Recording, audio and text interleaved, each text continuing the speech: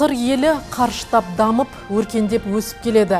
Бұл даму үдерісінде халық сүйген, халқының қалпын сүйген ел азаматтары, халық қалаулыларының да үлесі зор. Армысыздар, эфирде мәслихат хабары.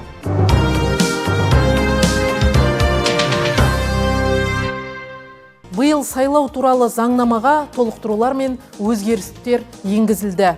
Осыған дейін қолданыста келген мажоритарлық сайлау жүйесі пропорционалдық жүйеге ауыстырылуда. Пропорционалдық жүйенің мажоритарлықтан айырмасы ол көпшілік принципіне негізделмейді. Жинаған дауыс пен жеңіп алған мандаттың, яғни депутаттық орынның арасындағы пропорционалдық басшылыққа алады. Мұнда депутаттық мандат жеке үміткерлердің арасында емес, партиялардың арасында оларға берілетін дауыс санына сәйкес бөлінеді.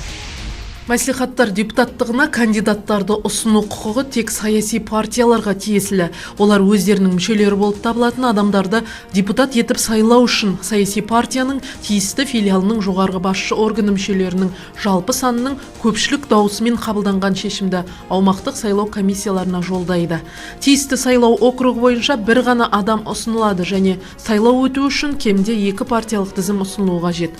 Тізім ұсынған партиялар өз қаражаттарынан жергілікті атқарушы органдардың шотына партиялық тізімге ұсынылған әрбір адам үшін ең төменгі жалақының 5 еселенген мөлшерінде сайлау жарнасын енгізеді. Үстіміздегі жылдың 29 маусымда Қазақстан Республикасының кейбір заңнамалық актілеріне өзгеріс енгізу туралы заңы мен сайлау туралы заңнамаға бірқатар өзгерістер енгізілді. Соның ішіндегі ең маңыздыларының бірі бұл біздің осы уақытқа дейін қолданылып келген мажоритарлық жүйеден мәслихат депутаттарын сайлаудың пропорционалдық жүйесіне ауысуы. Осыған дейін біз қандай да бір азаматтар өзін өзі ұсыну жолымен немесе қоғамдық бірлестіктердің атынан сайлауға қатысып, қай кандидат көпшілік сайлаушылардың дауысын жинады, сол кандидат сайланған болып есептелетін тұғын. Бұдан кейін пропорционалдық жүйе бойынша тек қана саяси партиялар өзінің тізімін ұсынады және де дауыс беру нәтижесі бойынша квота беріліп, сол квота бойынша мандаттар анықталатын болады. Сайлау қорытындылар бойынша сайлаушылар даусының кемінде 7% жинаған. Тізімге енгізілген жалғыз кандидат қайтыс болған жағдайларда ғана жарна партияға қайтарылады. Өзгерістер бойынша осы жаңа атап өткен заң актісі республикалық газет беттеріне жарияланды және түсіндірме жұмыстары да жүріп жатыр, дайындық жұмыстары да өтіп жатыр. Жұмыс барысында тиісті аумақтық сайлау комиссияларымен, жергілікті атқарушы органдармен жиналыстар, семинарлар өткізіліп жатыр. Дауыс беру нәтижелері бойынша сайлау қорытындысын анықтауға 7% кедергіні еңсерген партиялар ғана мандаттар бөлісіне қатысады. Бұл өзгерістер еліміздегі саяси партиялардың мәртебесін көтеру үшін енгізілген және олар 2019 жылдың 1 қаңтарынан бастап күшіне енеді.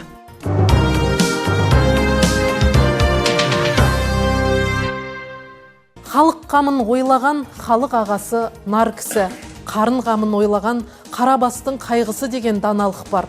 Депутат мінбері айдарының бүгінгі қонағын халық ағасы болған нар кісі деп атауға әбден болады. Шакизада Әбдікәрімов 7-ші Жосалы сайлау округінен сайланған облыстық мәслихат депутаты, әлеуметтік және мәдени мәселелер жөніндегі тұрақты комиссия мүшесі.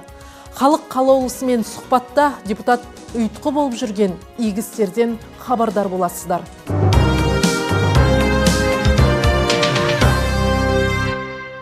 Шакизада Өтетілеуұлы, студиямызға қош келдіңіз. Жалпы енді осы облыстық мәслихат депутаттары корпусында өзіңізді тәжірибелі депутат ретінде білеміз, халық та біледі. Бірнеше мәрте сайланғандықтан, өзіңіздің ел алдында атқарып жүрген жұмыстарыңыздан, осы сайланған округіңіз бойынша қандай жұмыстар атқарып жатыр, өзі депутаттық қызметіңізде нендей жаңалықтар, нендей өзгерістер бар, осы жөнінде тоқталып өтсеңіз. Рахмет, саламатсыздар ма, қымбатты көрермендер. Енді әдеттегідей дәстүр бойынша облыстық мәслихаттың, жергілікті мәслихат депутаттарының эфир арқылы осы көрермендерге өзінің сайлаушыларына атқарылып жатқан жұмыстар туралы айтып беру өте орынды дұрыс деп білемін. Жалпы 2 шақырылымда депутат болған аралықта бұлай өмірімде, қызметімде айтарлықтай өзгеріс болды деп айта алмаймын. Жалпы депутаттардың барлығы бірдей қызмет етіп жатыр, бірдей еңбек етіп жатыр. Өйткені бұл тұтас организм. Бірімізді біріміз қай уақытта да қолдап отырамыз. Жергілікті мәселелерде қадау проблемалық түйіндері болса, соны бірлесіп шешуге, соны корпоративті түрде соған атсалысуға барынша назар аударып отырамыз. Ал енді жалпы Қармақшы ауданынан сайланғаннан кейін енді Қармақшы өзінің бір жағынан туған жерім, оның әлеуметтік экономикалық мәселелері толғандырмай қоймайды. Бір бүйрегіңіз бұрып тұрады ғой. Жалпы бір бүйрегім бұрып тұрады деп, енді ол туған жерге деген перзент ретінде бүйрегім бұрып тұру мүмкін, бірақ депутат ретінде енді бір жұлқылап, тартқырап, жақсының бәрін алдыма жиырып тартатын әдетім жоқ. Бірақ бұның барлығында да өзіміздің әріптестерінің қолдауымен осы мәселені былай шешейік, былай қылайық деген мәселелер төңірегінде түйінді мәселелерден бір ортақ мәмілеге келіп жүреміз. Ал енді Қармақшы ауданы, шынын айтайық, тарихы терең дегенмен де қазіргі нарықтық кезеңде елбасымыздың өзі айтып жүргендей шағын және орта бизнесті дамытуда сәл-пәл бір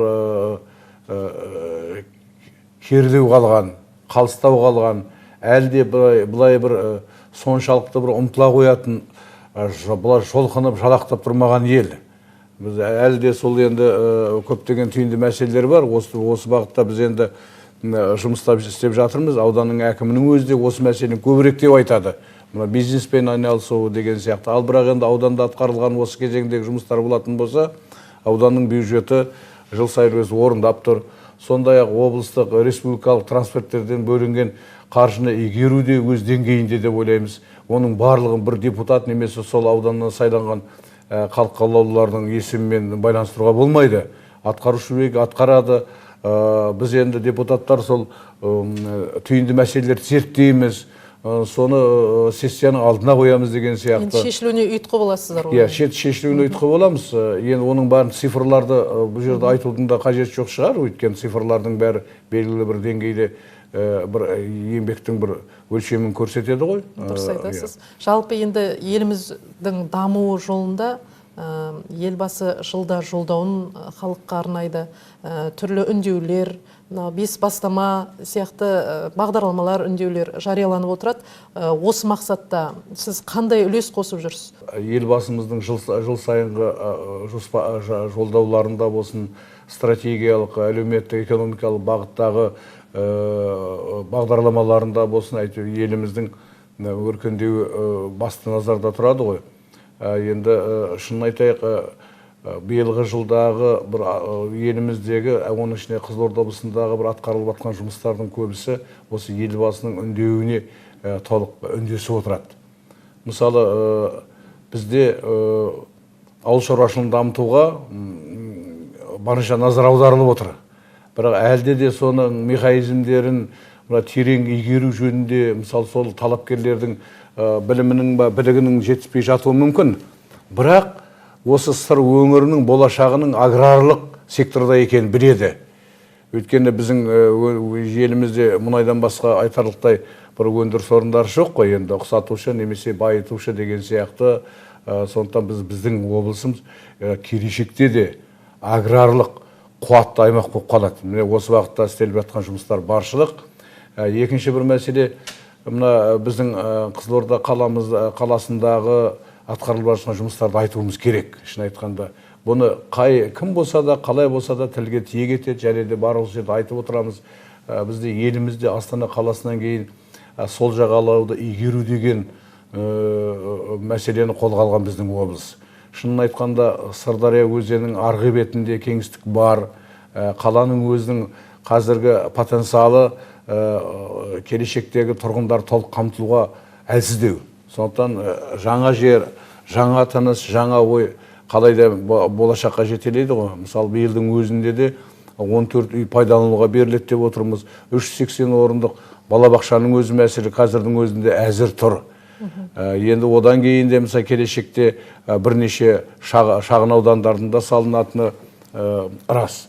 Ал енді елбасының бір мен өзіме жақыны әлеуметтік және мәдени мәселелер жөніндегі комиссияның мүшесі болғандықтан маған ең жақыны мына рухани жаңғыруға байланысты. Бұны әрбір қазақстандық өзі қабылдау керек, өзі жүзеге асыру керек, өзі үлес қосу керек. Оған биліктен бір нұсқау күтіп, немесе биліктен қаржы күтіп, немесе биліктің бір белгілі бір деңгейдегі бағдарламаларының аясында ғана жүзеге асырмай, оны әрбір тұрғынның өзі міндеті. Азаматтық парыз ретінде қабылдау керек. Өйткені елбасымыздың өзі оны бір мемлекеттік бағдарлама ретінде емес, тезистік мақала ретінде жолдауының өзі сол халық өзі түсінсін, өзі қолға алсын деп отыр. Өйткені қазіргі мынадай жаһандану кезеңінде, қазіргі мына компьютерлік заманның қасан қағидалары адамның ұлттық болмысына әсер ететін рас. Біз көптеген өзіміздің сонау арғы қазақтық, бергі қазақтық, нағыз қазақтық дәстүрлерімізден алшақтап бара жатқан сияқтымыз. Енді бұл ретте көп ретте айтады, тіл мәселесі туралы айтады. Жалпы мен Қызылорда облысында тіл проблемасын көріп тұрған жоқпын.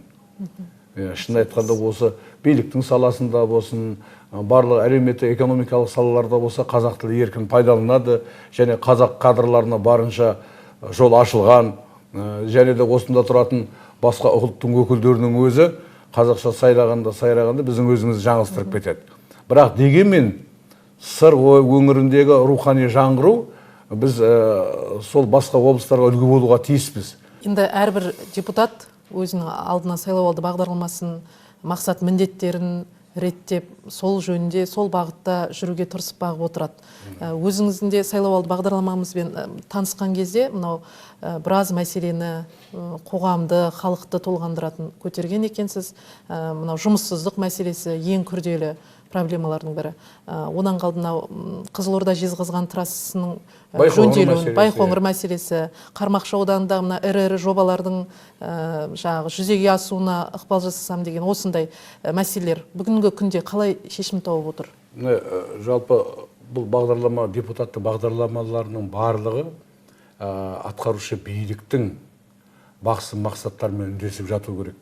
Ол реклама, жарнама емес, мен өйтемін, бүйтемін де, ол заман өтіп кеткен. Шын айтқанда, сен жалғыз өзің орман болмайсың. Сондықтан жалпы депутаттың бағдарламасы туралы айтатын болған кезде атқарушы биліктің атқарып жатқан жұмыстарын төңірегінде айту керек деп ойлаймын. Себебі соған ықпал етіп, сессияларда соған қаржы бөлу мәселесі, тағы да басқа күрделі мәселелерді шешудегі ортақ пікірге келу мәселесі, осының бәрі депутаттық бағдарламасымен байланысты деп ойлаймын. Мысалы, Қармақшы ауданындағы, оның ішінде Байқоңыр қаласында айтып өтуіміз керек. Байқоңыр сайлау округі бар Қармақшы ауданының аумағында. Байқоңырдағы мәселе атқарып жатқан жұмыстар енді ұшан теңіз. Шынын айтайық, кеше күнге дейін Қазақстанның қақ ортасында тұрған Байқоңырды біз бөтен санаған жоқпыз. Енді олар бөтен санаған болу керек бізді. Ішіне кіргізген жоқ, ішін алдырған жоқ. Біз 50 жылға дейін жалға алдық, өзіміз шешеміз деген мәселелер жөнінен тіпті бір кездерде Қазақстан үкіметі қосымша қаржы бөлу, қаржы салып әлеуметтердің мәселелерді шешу жөнінде де ұсыныстар берілген. Осыдан 7-8 жылдар болған. Бірақ соны Ресей тарапы қабылдамай қойған тон кезінде. Біз өзіміз бәрін реттейміз деп.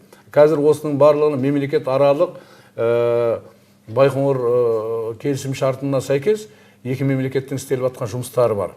Соның ішінде әсіресе біздің Қызылорда облысының үлесі салмақ деп айтуымыз керек. Мысалы, Қырымбек Елеуінің өзінің жеке бастамасымен кезіндегі Ресей Федерациясына елші болған кездегі дипломатиялық байланыстардың ізімен, сорабымен, мысалы, Байқоңыр қаласында бірнеше объектілерді, нысандарды қазақстандық мәртебеге еге болуына үлес қосты.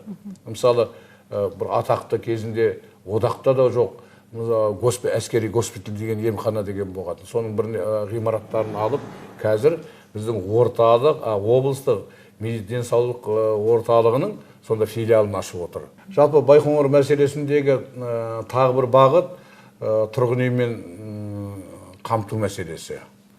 Бұл ретте осы бірнеше жылдың көлемінде Байқоңыр қаласында бірнеше тұрғын үйлер салынды, көп қабатты. Олардың барлығына Қазақстан азаматтары қоныстанып жатыр. Бірақ менің бір ойым айтады.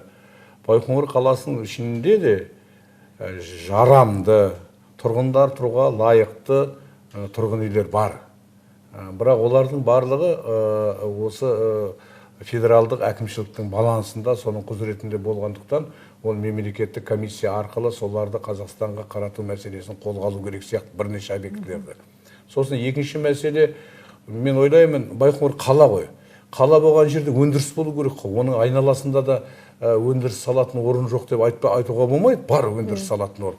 Енді 30 мыңға жоқ халықты қамтамасыз ету үшін бір өндіріс орны керек сияқты. Ол жердегі шағын және орта бизнес дегендегі оның түрі алып сатарлық қой кәдімгі. Аяқтан алып, мына жаққа сатады, оны жақтан алып, мына жаққа сатады. Айналып келгенде түптің түбінде, бәрі қазанның түбінде қаспақ қалмайды.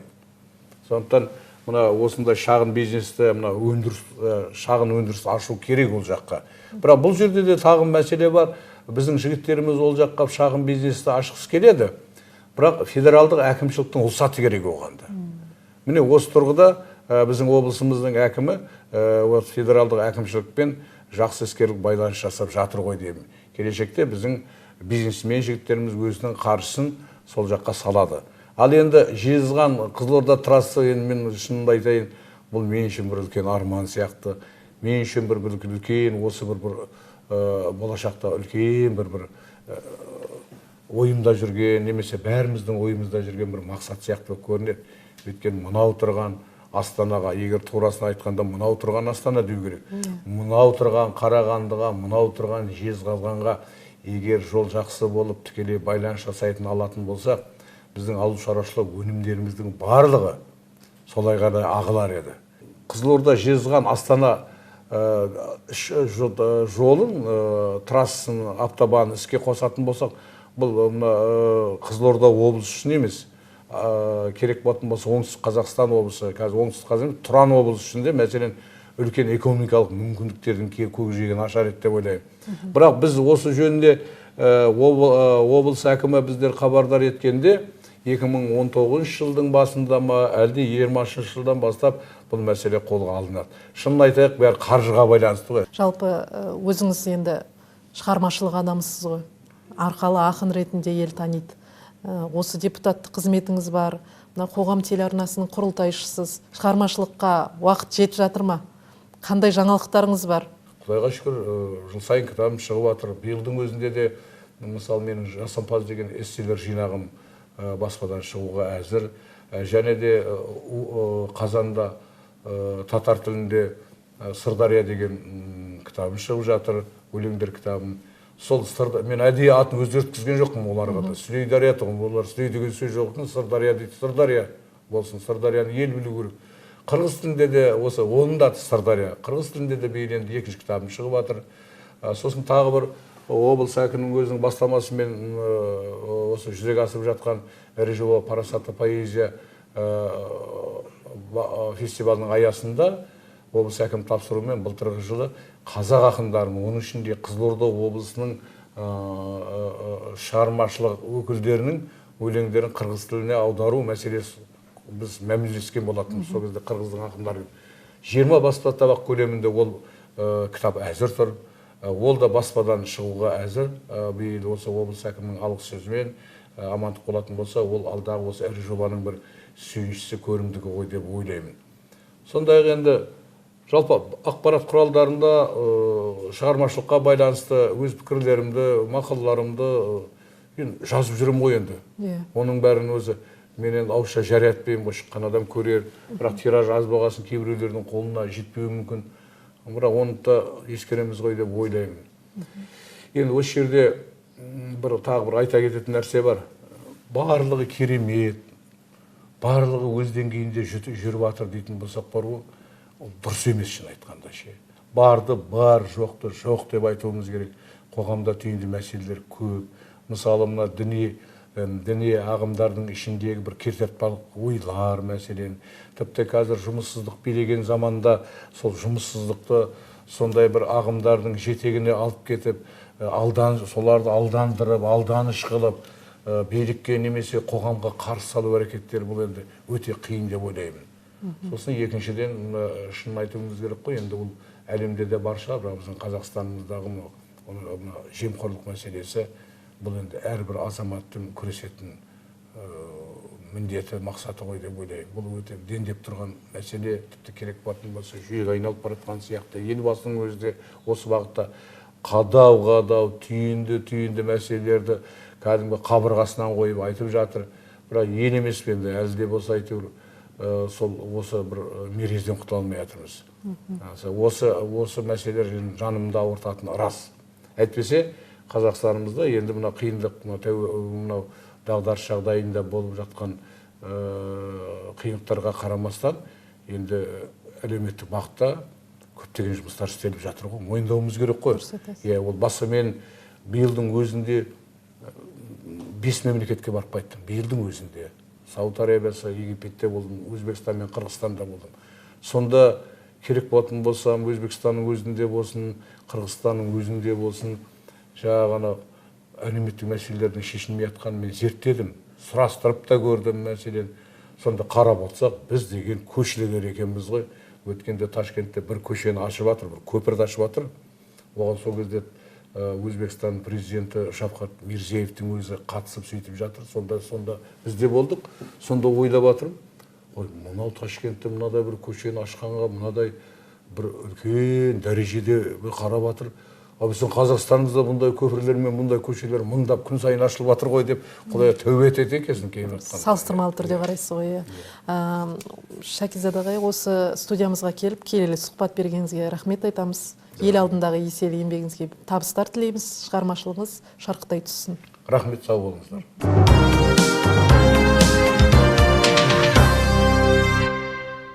Халықтың үнін билікке жеткізуші депутат. Көп алдындағы жауапкершіліктің жүгі ауыр екені хақ. Ең бастысы, қалаулылар өздері сайланған округтың жағдайына алаңдап, сайлаушыларға берген уәдесін орындауға белсене кірісіп, жұртқа жаны ашса, міне, сонда халықтың депутатқа деген сенімі артады. Қалыптан безсең де, халықтан безбе деген даналық бар. Астарына үңілсек, үлкен мазмұн бар. Ендеше хабарымызды осы жерден түйіндейміз, эфирде қайта жолыққанша.